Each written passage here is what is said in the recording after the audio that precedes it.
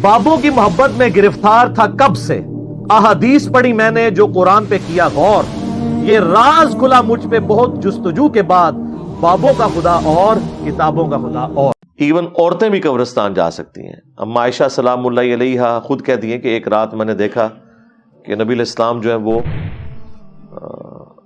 میرے بستر پہ نہیں ہے، تو میں رات کے وقت اٹھی اور بقیع غرقد قبرستان کی طرف گئی، تو میں نے دیکھا کہ اللہ کے محبوب صلی اللہ علیہ وآلہ وسلم وہاں پہ دعا کر رہے ہیں، اور آپ صلی اللہ علیہ وآلہ وسلم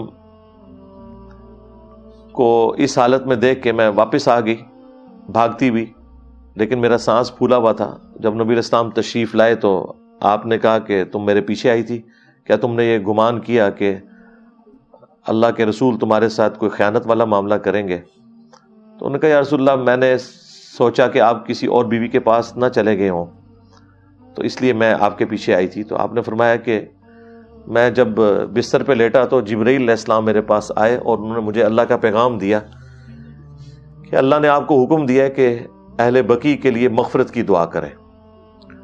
تو یعنی نبی علیہ السلام کو اللہ تعالیٰ نے حکم دیا کہ قبرستان جا کے ان کے لیے دعا کریں، اور وہ مسلم شریف کی حدیث میں موجود ہے، نبی علیہ السلام نے 3 دفعہ ہاتھ اٹھا کے یوں دعا کی۔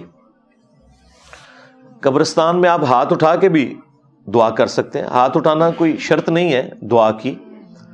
ہم ٹوائلٹ میں جب جاتے ہیں تو ہاتھ اٹھا کے دعا کر کے تو نہیں جاتے، یا کھانا کھانے سے پہلے بسم اللہ پڑھتے ہیں تو ہاتھ اٹھا کے تو نہیں پڑھتے، لیکن ہاتھ اٹھا کے ذرا بہتر عمل ہے۔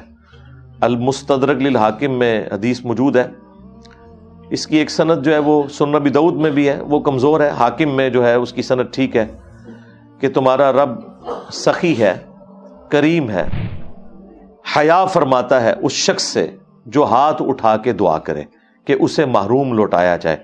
یعنی جو ہاتھ اٹھا کے دعا کرتا ہے اللہ تعالیٰ اسے محروم نہیں لوٹاتا۔ فرض نماز کے بعد بھی جو سنت اذکار ہیں یہ آپ ہاتھ اٹھا کے بھی کر سکتے ہیں، بغیر ہاتھ اٹھا کے بھی، یعنی ہاتھ اٹھا کے دعا کرنا یہ الگ سے ایک طریقہ ہے، اور دعا کے اینڈ کے اوپر چہرے پر ہاتھ پھیرنا یہ بھی سنت ہے۔ الادب المفرد میں امام بخاری رحمۃ اللہ علیہ صحیح بخاری کی سند کے اوپر یہ لے کے آئے کہ عبداللہ ابن زبیر اور عبداللہ ابن عمر رضی اللہ عنہم اجمعین، یہ دونوں دعا کرنے کے بعد اپنے چہرے کے اوپر ہاتھ پھیرا کرتے تھے۔ اور اس سے بڑھ کر یہ کہ اجماع امت ہے، یہ چند ایک عرب علماء نے اس کو خام خواہ بدعت کہنا شروع کر دیا، یہ سنت ہے، اجماع امت ہے، اس پہ کسی کا اختلاف نہیں ہے۔ تو قبرستان میں بھی آپ ہاتھ اٹھا کے دعا کر سکتے ہیں، ایون عورتیں بھی قبرستان جا سکتی ہیں۔ صحیح مسلم میں جو قبرستان جانے کی دعا ہے وہ اما عائشہ سلام اللہ علیہا نے خود نبی علیہ السلام سے سیکھی ہے کہ یا رسول اللہ جب میں قبرستان جاؤں تو کیا دعا مانگوں؟ تو آپ علیہ السلام نے وہی دعا ان کو تعلیم فرمائی، السلام علیکم اہل الدیار من المؤمنین والمسلمین۔ اس سے یہ ثابت ہوتا ہے کہ عورتیں بھی قبرستان جا سکتی ہیں۔ یہ پبلک کے اندر مشہور ہے جی، عورتیں جو ہے وہ قبرستان جائیں گی تو وہ مردوں کو ننگی نظر آتی ہیں، پتہ نہیں کیا کچھ مشہور کیا ہوا ہے پبلک کے اندر، مردے دیکھ رہے ہوتے ہیں، اور ایسی کوئی بات نہیں ہے۔ عورتوں نے بھی عبرت حاصل کرنی ہے، انہوں نے بھی جانا ہے قبرستان، بلکہ اپنی بیویوں کو لے کے جایا کریں، جب زیادہ تنگ کر رہی ہوں تو قبرستان لے جایا کریں، بڑی عبرت ہوتی ہے، بڑا فائدہ ہوتا ہے اس کا۔ البتہ ایک حدیث ہے جامعہ ترمذی کے اندر کہ نبی علیہ السلام نے لعنت فرمائی ہے ان عورتوں کے اوپر جو زوار القبور کرتی ہیں، یعنی کثرت سے قبرستان جاتی ہیں۔ تو اس حدیث کے کانٹیکسٹ میں امام ترمذی نے کامنٹس کیے ہیں کہ یا تو یہ حدیث منسوخ ہے اس حکم سے جو مسلم شریف میں حدیث ہے کہ نبی علیہ السلام نے اما عائشہ کو خود دعا تعلیم فرمائی اور قبرستان جانے کا حکم دیا، یا پھر یہاں مراد یہ ہے کہ کثرت سے عورتیں قبرستان نہ جائیں، کبھی کبھار جائیں، کیونکہ عورتوں میں صبر کم ہوتا ہے، وہ کثرت سے قبرستان جائیں گی تو وہاں پہ کوئی واہ ویلا نہ کرنا شروع کر دیں، اور ویسے بھی بعض اوقات عورتوں کو گھر سے باہر نکلنے کے لیے بہانہ بھی چاہیے ہوتا ہے، تو وہ کثرت والا معاملہ نہ ہو، کبھی کبھار جانے والا معاملہ ہو، تو عورتیں بھی قبرستان جا سکتی ہیں۔ یہ امام ترمذی نے 7 کامنٹس کیے ہیں. بلکہ جامع ترمذی میں اما عائشہ سلام اللہ علیہا کے بارے میں امام ترمذی نے نقل کیا ہے کہ وہ اپنے بھائی کی قبر پہ آئی تھی عبد الرحمن بن ابی بکر کی, اور وہاں پہ آ کے انہوں نے کچھ اشعار بھی پڑھے تھے جن کا مفہوم کچھ یوں ہے کہ ہم نے کبھی سوچا بھی نہیں تھا کہ ہم اتنی بڑی جدائی میں چلے جائیں گے. بچپن میں ہم اکٹھے رہے, اس وقت تو ہم نے کبھی سوچا بھی نہیں تھا کہ ہم ایک دوسرے سے الگ بھی ہوں گے. اور اگر میں تمہاری وفات کے وقت تمہارے پاس موجود ہوتی تو میں تمہاری قبر پہ بھی نہ آتی, ضرورت ہی نہیں تھی, لیکن تم میری غیر موجودگی میں فوت ہو گئے اور بعد میں انہیں پتہ چلا تو وہ پھر قبر پہ آئیں. چلیں اس سے یہ مسئلہ کلیئر ہو گیا کہ عورت کا قبرستان جانا, قبر پہ حاضری دینا, یہ بالکل درست عمل ہے, کیونکہ عموماً لوگ پوچھ رہے ہوتے ہیں اس حوالے سے. سعودی حکومت جو ہے اس نے پابندی لگائی ہوئی ہے بقیہ حرکت قبرستان میں عورتوں کو انٹر نہیں ہونے دیتے. میں نے وہاں بھی جو علماء تھے ان سے بات کی کہ یہ تو آپ لوگ غلط کر رہے ہیں. آپ لوگوں نے یہ جو دعا ادھر لکھ کے لگائی ہوئی ہے قبرستان آنے کی, مسلم شریف کی باقاعدہ صحیح مسلم کا ریفرنس لکھا ہوا ہے, تو یہ تو اما عائشہ سلام اللہ علیہا کو نبی علیہ السلام نے دعا تعلیم فرمائی تھی. تو جب انہوں نے خود پوچھا کہ جب میں قبرستان جاؤں, تو خیر ان باتوں کا جواب نہیں تھا ان کے پاس, انہیں بھی پتہ ہے. وہ کہتے ہیں ہم نے انتظامی معاملے کے طور پر ایسا کیا ہوا ہے, ہم بھی اسے جائز سمجھتے ہیں, لیکن پریکٹیکلی انہوں نے ایک پابندی تو لگا دی ہوئی ہے. اور یہ ایک ایسا مسئلہ ہے جس پہ احمد بریلوی صاحب اور علماء عرب کامن ہے. احمد بریلوی صاحب کے نزدیک بھی عورتیں قبرستان نہیں جا سکتی, شرعی طور پہ نہیں, یعنی یہ ان کا فتویٰ ہے. شرعی طور پہ تو میں نے آپ کو احادیث بتا دی کہ عورتیں قبرستان جا سکتی ہیں, وہاں پہ جا کے دعا بھی کریں اور عبرت بھی حاصل کریں. یہ تو ہر بندے کی ضرورت ہے کہ اس نے قبرستان جا کے عبرت حاصل کرنی ہے. اچھا میرے بھائیو, ایک اور ایشو, اور وہ ہے قبروں پہ اگر عمارتیں بنی ہوں تو ان کے ساتھ کیا کرنا چاہیے. وہ بھی صحیح مسلم کی جو حدیث ہے کہ نبی علیہ السلام نے قبروں پر عمارتیں بنانے سے منع کیا, قبروں کو پکا کرنے سے منع کیا اور ان پہ بیٹھنے سے منع کیا. تو مسلم شریف کے اندر ہی امام مسلم ایک حدیث لے کے آئے ہیں فضالہ بن عبید رضی اللہ تعالی عنہ سے, کہ جب وہ رومن امپائر کے خلاف ایک جنگ میں جا رہے تھے تو روڈس نام کی ایک جگہ ہے جو آج بھی موجود ہے, وہاں پر ان کا ایک ساتھی فوت ہو گیا. تو انہوں نے اس کو جب دفنایا تو اس کی قبر زمین کے برابر بنائی اور فرمایا کہ اللہ کے نبی علیہ السلام ہمیں یہی حکم دیتے تھے کہ ہم قبروں کو زمین کے برابر بنائیں, اونچی قبریں نہ بنائیں. اگر بنانی بھی ہے تو وہ زیادہ سے زیادہ 1 بالشت تک, جو بخاری شریف میں موجود ہے. ادروائز پریفریبل یہی ہے کہ قبر کو زمین کے برابر بنایا جائے. اب یہ حدیث بالکل واضح ثبوت ہے کہ وہ کافر کی قبر نہیں تھی, ایٹ لیسٹ کسی تابعی کی قبر ہوگی یا کسی صحابی کی قبر بھی ہو سکتی ہے, چونکہ ان کے لشکر کے امیر تو فضالہ ابن عبید صحابی ہیں مشہور رضی اللہ تعالیٰ عنہ. کیونکہ مفتی احمد یار خان نعیمی صاحب نے مشکات کی شرح میں جب قبروں والی حدیثیں آتی ہیں نا تو ان کو تو پریشانی لگ جاتی ہے, تو انہوں نے صفوں کے صفحے کالے کیے ہوئے ہیں کہ کہیں یہ حدیثیں پڑھ کے کسی کو ہدایت ہی نہ مل جائے. اور اس میں وہ کہتے ہیں یہ جو حدیثیں ہیں یہ تو کافروں کی قبروں کے بارے میں, حالانکہ اندازہ کریں کہ یہ واضح موجود تھا کہ یہ مسلمان کی قبر تھی.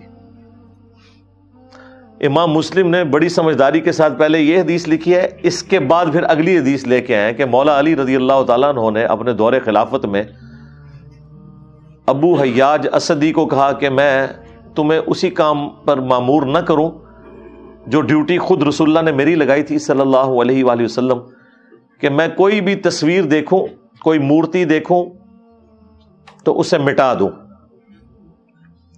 اور کوئی اونچی قبر دیکھوں تو اسے زمین کے برابر کر دوں. یہ مسلم شریف میں حدیث ہے. یہ حدیث وہ کہتے ہیں یہ کافروں کی قبریں مٹانے کے بارے میں بات ہو رہی تھی, حالانکہ اس سے پہلے امام مسلم لے کے آئے ہیں کہ مسلمانوں کی قبر کے ساتھ بھی یہی کچھ کرنا ہے آپ نے. اجازت نہیں ہے کہ قبروں کو اونچا بنایا جائے یا پکا بنایا جائے۔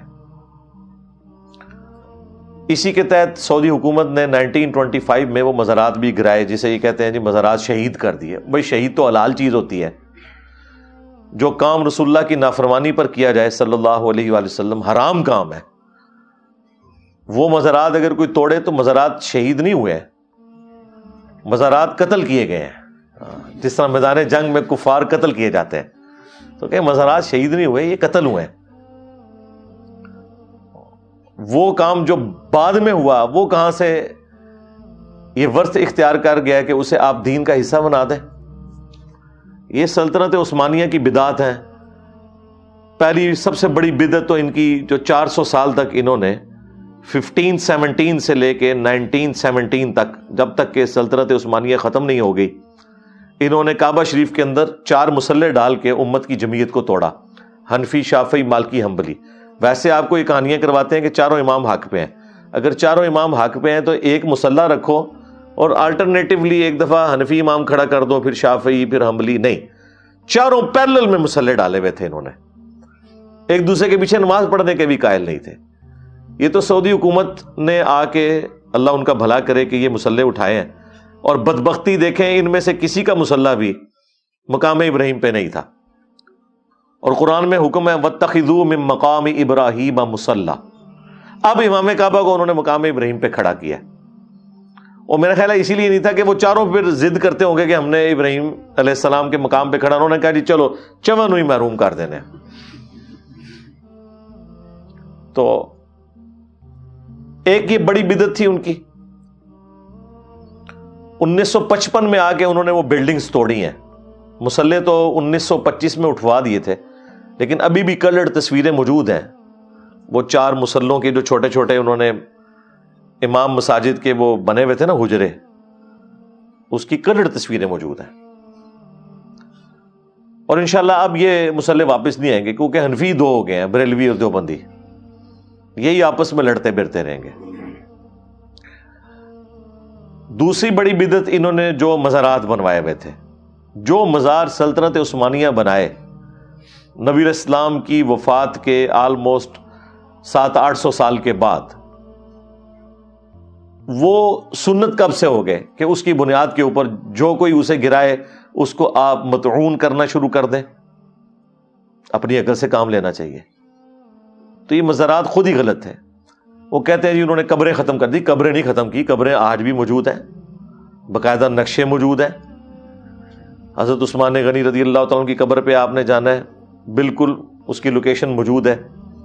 امام مالک کی قبر موجود ہے، امام نافع کی، عبداللہ ابن عمر کی، حضرت ابراہیم جو نبی علیہ السلام کے بیٹے تھے ان کی قبر، اور نبی علیہ السلام کی ازواج مطہرات کی قبریں، سیدہ عائشہ کی، باقی امہات المومنین کی قبریں، پھر اہل البیت کی قبریں، حضرت عباس کی قبر نبی علیہ السلام کے جو چچا تھے، اور ان کے ساتھ حضرت سیدہ فاطمہ، اور پھر امام حسن علیہ السلام، اور امام سجاد، امام زین العابدین، اور ان کے بیٹے امام باقر، اور ان کے بیٹے امام جعفر صادق۔